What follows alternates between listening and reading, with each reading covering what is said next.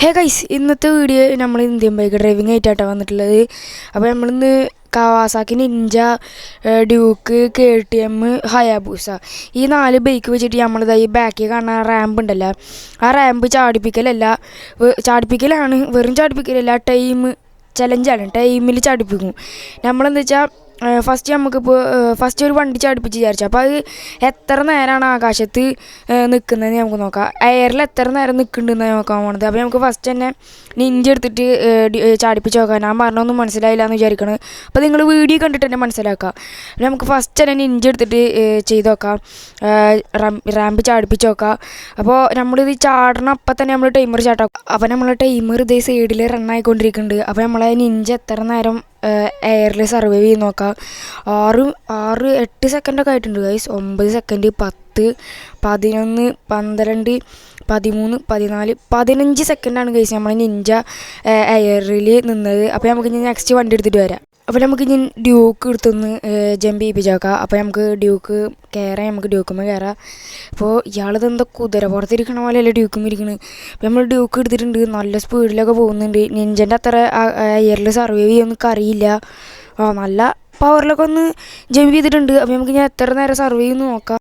അപ്പോൾ നമ്മൾ നിഞ്ചൻ്റെ അത്ര ഡ്യൂക്ക് സർവൈവ് ചെയ്യുക ഗൈസ് എയറിൽ. അപ്പോൾ നമുക്ക് നോക്കാം. ഇപ്പം തന്നെ 7 സെക്കൻഡായി.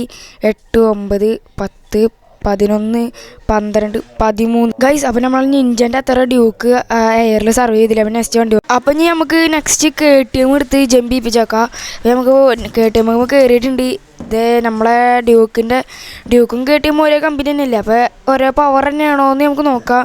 അപ്പോൾ നമ്മളെ ഡ്യൂക്കിൻ്റെ അത്രയാണോ KTM നോക്കാം. നമുക്ക് എത്ര നേരം സർവൈവ് ചെയ്യുന്നുണ്ട് നമുക്ക് നോക്കാം. ഇപ്പം തന്നെ KTM എയറിൽ നിൽക്കാൻ തുടങ്ങിയിട്ട് 5 സെക്കൻഡായി.